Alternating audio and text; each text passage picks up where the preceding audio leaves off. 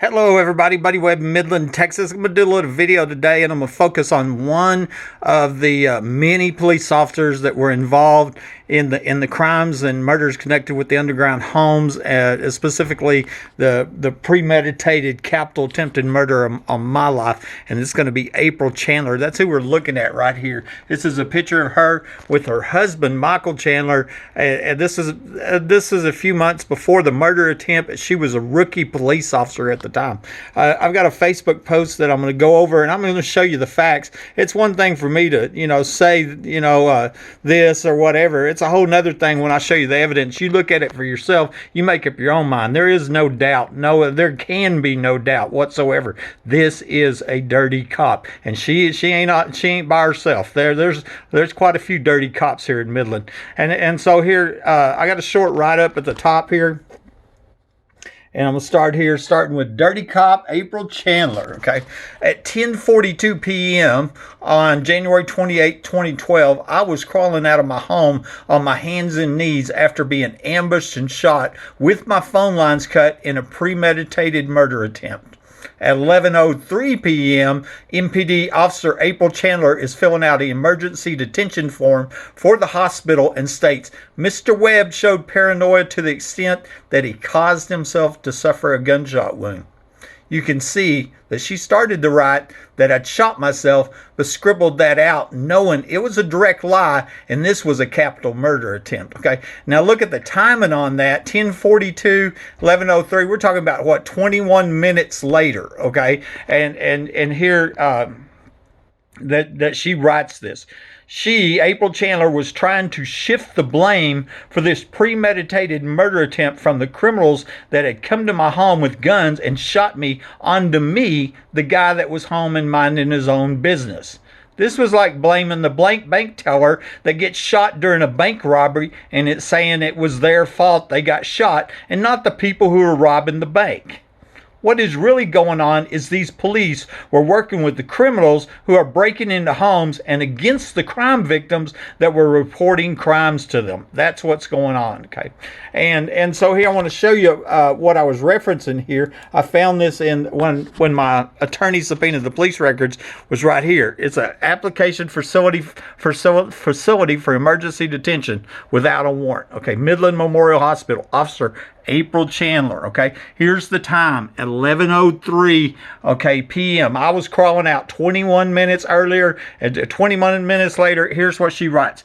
Mr. Webb showed paranoia to the extent that and she started to write shot. See, S-H-O, he shot, and she scribbled it out because she knew that was a bold-faced lie and this was a capital attempted murder. She changed her wording to say to the extent that he caused himself to suffer a gunshot wound to the ankle, okay? And so keep in mind the absolute undeniable proof, multiple proofs show I wasn't shot with my gun. Somebody came to my home and shot me. That's a fact, irrefutable, undeniable fact. And she's blaming me that they broke into my home and shot me, saying it was due to my paranoia they broke into my home and shot me. What I really believe she was talking about is I recognized that somebody had been in my home again, a burglary of a habitation, a felony. I'd been reporting repeated felonies to the police, okay? And I tie-wired my spare door shut and I trapped a burglar in my guest bathroom and I didn't know it. I believe that's what she was referencing. Dude showed paranoia. The paranoia was that I recognized that I had a criminal inside my home and I tie-wired my door shut. And of course, I was on the other side of the door with a gun and every right to protect my life and property. These criminals are stealing from me.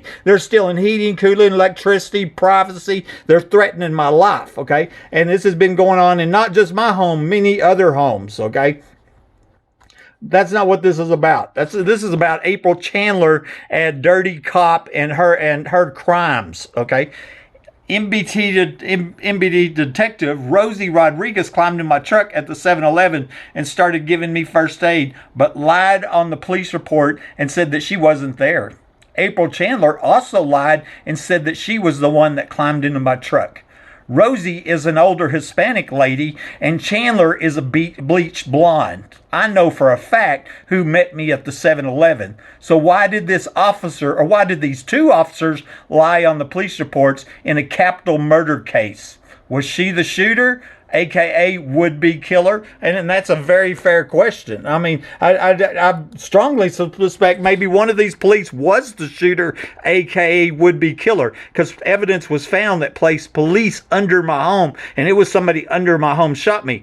Chandler wasn't one that was placed under my home, but who's to say she wasn't there? Who's to say she didn't pull the trigger? You know, what we know is that if she didn't, she knows who did, and she's been lying and tampering with evidence to cover up these violent crimes against innocent homeowners. I'm going to show you some of the pictures from my security camera here in my bedroom. They tried to disable it. They didn't know this camera was running at the time, you know. So that's what gave me these pictures, and they were timestamped 3:45 a.m. There's April Chandler, the bleached blonde with the bun on her head, okay? Here she is. She's stuffing a bag. She's got a bag in her hand. That's what I called a booty bag, because I had evidence stolen. Actually, the shotgun shells from my closet were stolen, okay? And my voice recorder that she said she found and checked into evidence was stolen, and I bet it's in this booty bag right here that this thief, April Chandler, was filling. It was in my home, sneaking in my home. They had withheld the police report, and nobody was ever supposed to find out that they were in my home that night, and they didn't know this camera was taking them pictures,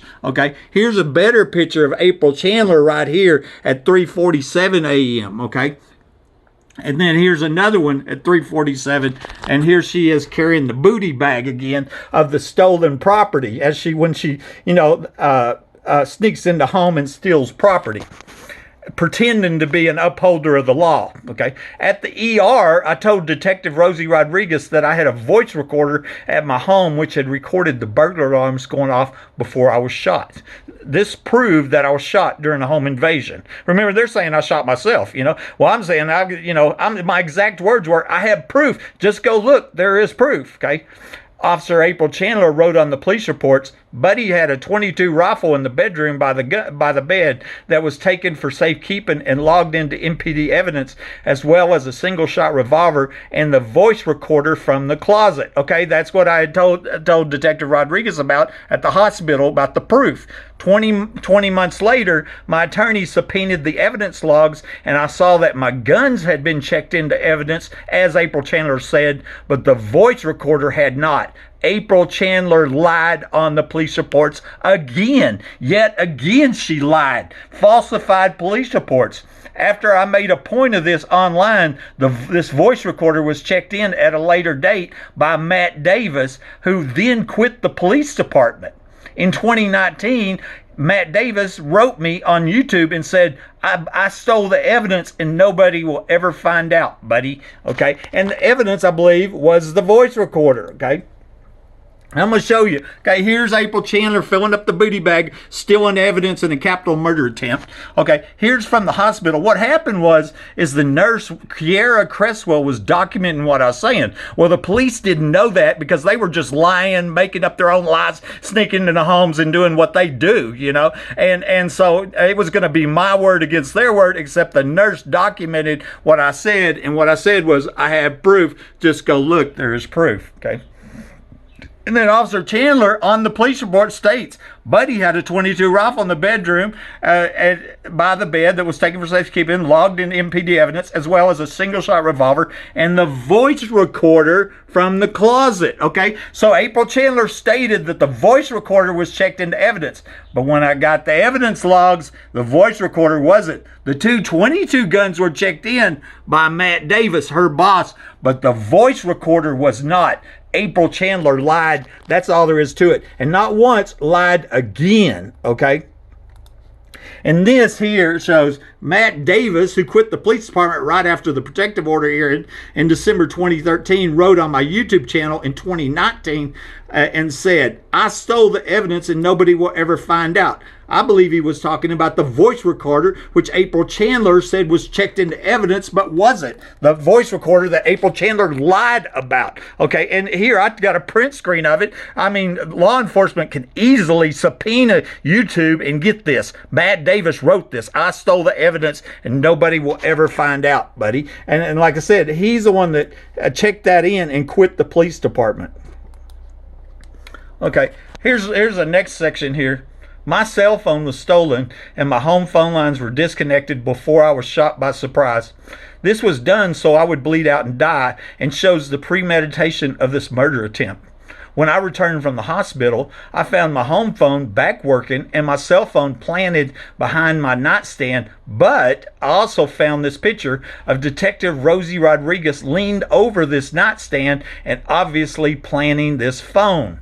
Standing next to Rosie was Officer April Chandler, dirty cop April Chandler, that lies on police reports and tampers with evidence. And based on the timestamps, they had waited for the other officers to leave the room before planning my stolen phone.